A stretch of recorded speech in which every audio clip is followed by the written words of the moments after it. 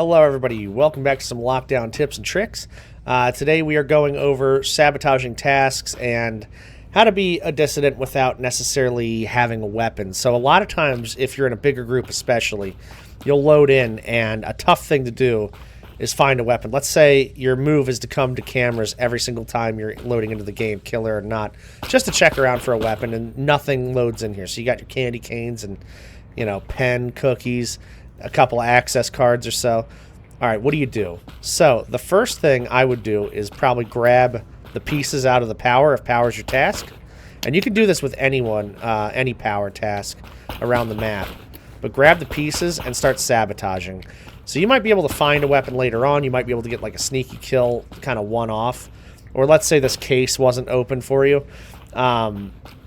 Just grab the pieces. People can usually only take 2 pieces at a time. If they have a weapon, they'll only take 1 piece unless they're juggling stuff like this. So you can kind of, if you have more stuff in your hand, in your bag, you can throw extra pieces like that.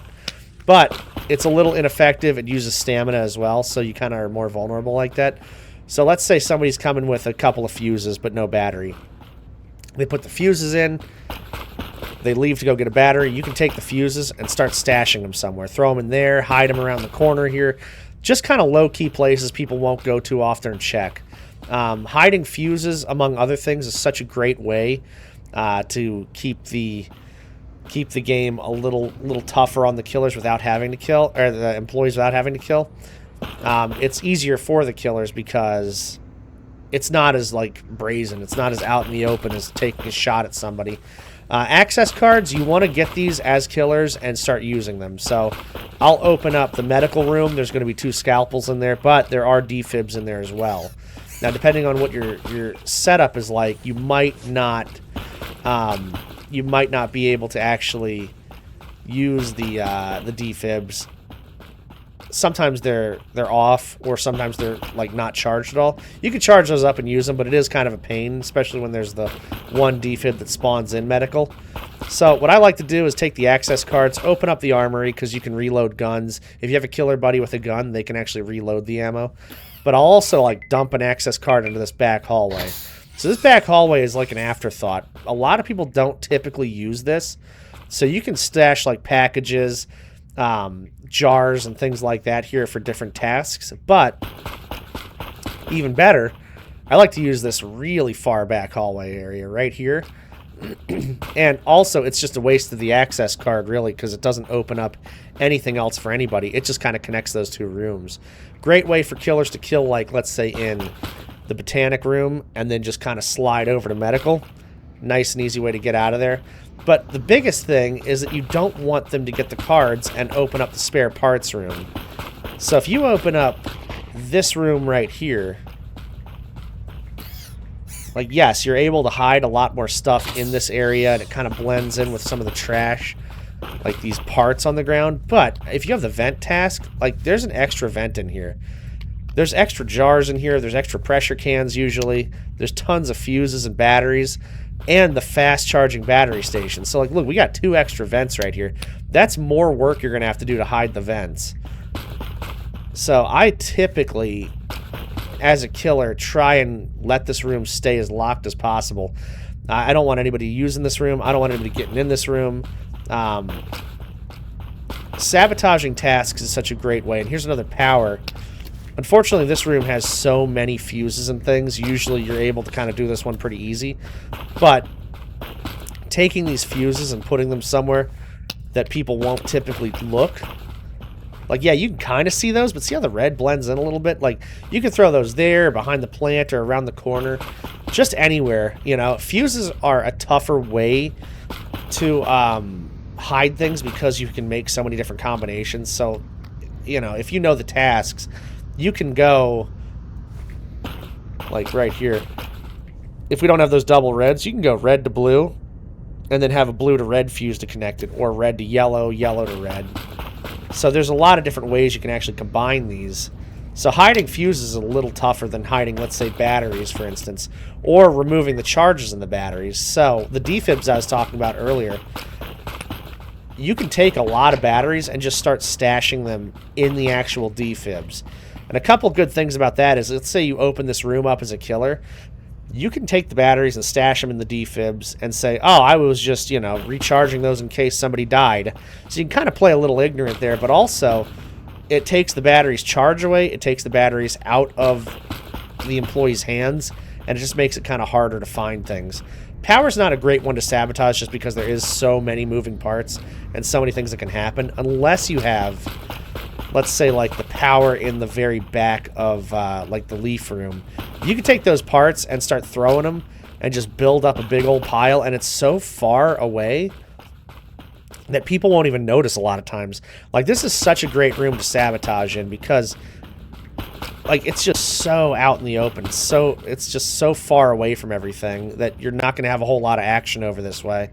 So you can take this, just throw it right there. Hardly anybody's ever even going to look there. Same with the battery. You can't throw anything on top of parts. It's always going to fall off. Doesn't matter how well you're, like, aiming it. It's always going to design to just jump off of that thing. So you really want to hide parts, like, somewhere kind of out of the way. A big thing with delivery and hiding packages, same deal. You can hide the packages kind of anywhere. What I like to do is take a package and actually put it inside of the box, but just not close it. A lot of times people aren't going to look at this, especially if you have one that's like in this room. There's so many computer delivery boxes that it's so hard to tell what's what. This room is not the best to do that in. The best is definitely this one. If you ever have this box, I mean, it's going to be looked over so many times, and it's such a great way to, like, sabotage things. But yeah, as a killer, if you don't have a weapon or you just want to help out and sabotage things, make it a little harder for employees, just going around and hiding stuff is like a really, really big deal. You can also pretend kind of like you're doing tasks as a killer. You know, take a delivery box to a place, forget to close it, whatever. Have a vent, you know, go clean it, and then just kind of walk away, say you're looking for another one. Just never go back to it. They're going to have to look for where you took the vent from, you know. Now, here's an interesting thing with the computers. You can actually fake the task and send a bad file or a corrupted file right here. And so you can actually pretend like you're sending the file, or you can do something else and send the file to the room. See, now the computer's having a little trouble. Computers naturally will have a lot of errors anyway. So it's a great way if you're faking tasks to just say, oh, the computer task is being a little lame. It's like, it'll fail on its own anyway, but when you fake task, a lot of times it fails a little more regularly. So I sent that task and the file over to this room here. Now, as a killer, you can come over here and pretend like you hit the yes, but you really hit the no. And it's like, oh, well, didn't work. So it sends that back and you have to start the process all over again. Great way to fake a task and frustrate. I would recommend having a weapon on you, though, just in case, because a lot of times people will get suspicious of this. And so eventually, after wasting somebody's time, they'll come out here and look themselves. If they come around the corner and nobody else is here, you can just kill them real quick and move on. With the analysis, you need the colors and the specific jars and to analyze different things here. So same deal as a lot of the tasks. You want to take... Let's see if I can find a jar right here. And actually, let's do a couple of these. So, let's say you get a couple of colors here.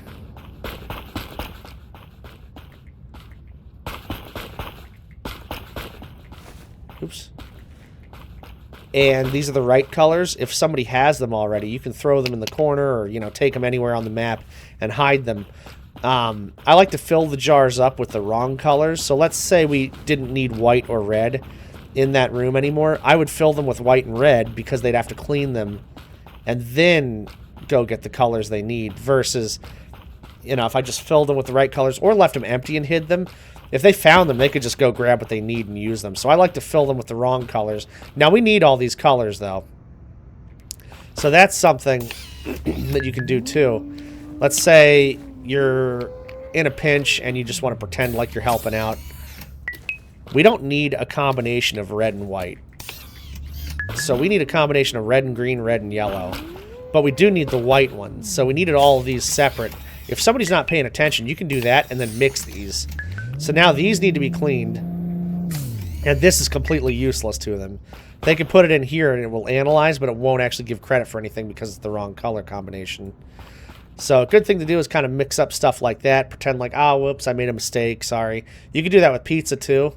And pizza is a great one to sabotage because each process takes like 10 seconds at least. Let's say this was the right thing they needed though. Worst comes to worst, you can grab it and run. Hide it somewhere.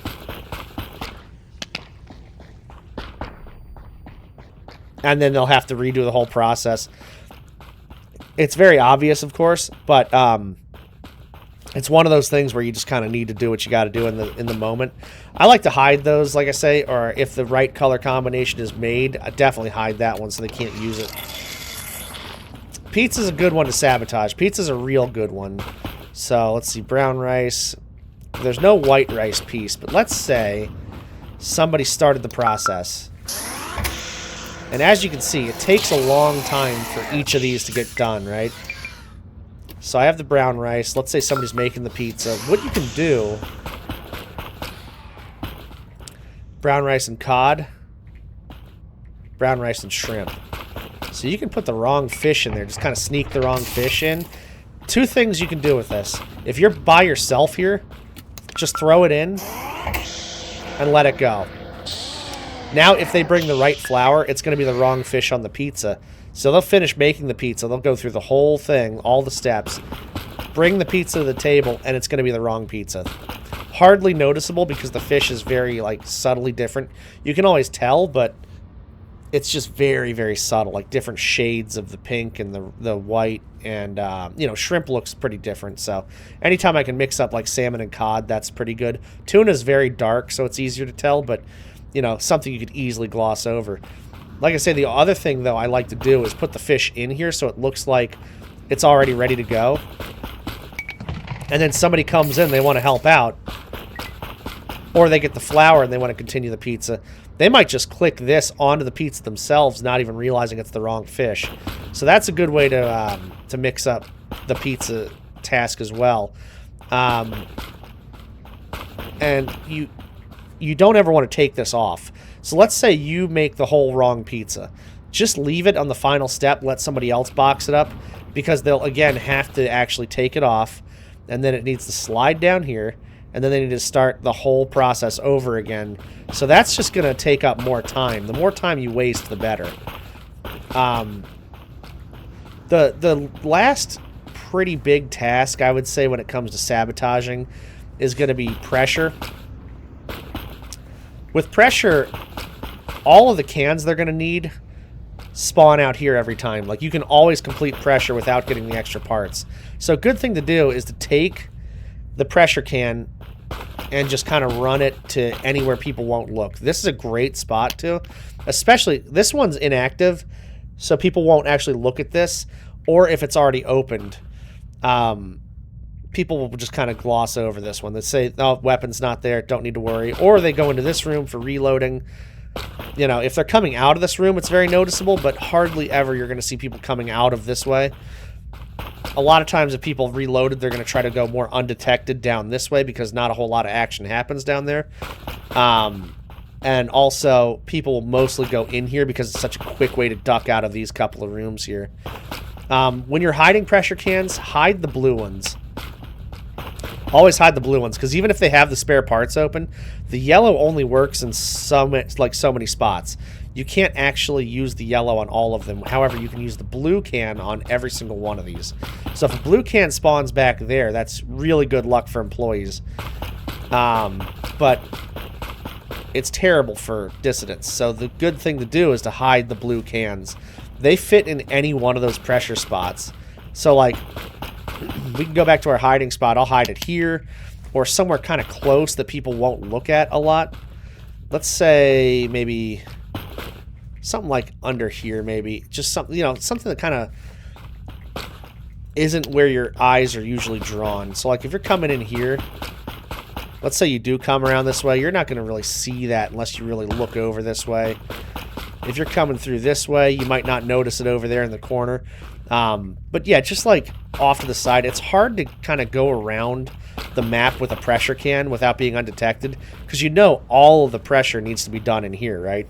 So there's no reason to be walking around through medical or security or something like that with a pressure can. If you can get away with hiding it, or some people are dead or something, that's great. Really low-key awesome hiding spot is right here for either pressure cans or packages or really anything. It's just such a weird little place that's hard to kind of notice. Another great thing to do is if you're hiding parts, vents, packages, or pressure cans, hide them on dead bodies. So if somebody's laying down, like right here, you can throw the pressure can just right in their like head or torso area, and it'll hardly even be visible. You can barely see it. You wouldn't even know it's there half the time. Scanner's kind of our last area with tasks. You can't really sabotage this one, but it is a great way to have two people kind of taken out of action in the rest of the map. It's a great way to throw a C4 in here and blow people up, or you could pretend like you're helping somebody with a scanner task and then peel off of this and kill them while their backs are turned, or you know, while somebody's doing the scanner. On either way, you could come in with a knife or a gun or something and just take somebody out doing it back here or right over here. It's a great way to just kind of kill off to the side, but like I say, you're hardly going to have a situation where you can actually delay a whole lot of scanner, because there's nothing you can hide or do or anything like that. It's basically just kill people when they come in here. Again, anything can be used as a weapon, so if you're a killer and you're sabotaging but you don't have like a knife or a gun, you can just pick up like literally anything. So somebody's looking for pieces, they have their back turned to you, just knock them with a couple of times with like a battery or a freaking cassette, anything really. But yeah, that's basically what you want to do if you're a beginner killer. You know, just hide things, move things. It's very effective if it's your first couple of times to grab pieces and just hold them on you. You know, you see a couple of double blues, just be like, hey, these are my things, I'm just looking for a power, you know. Play dumb. Hide stuff. It's great. And yeah, if you need any more tips and tricks or have any more questions or anything, you can catch us on the live, or you know, just feel free to comment. Say, hey, I want to go more into this, or can you touch on that more, or I need help with this. You know, I love Lockdown. I play it a lot, and I'm always happy to help out if I can. So please do not be afraid to share any questions or comments you have. Thank you all, and I will see you in the next one.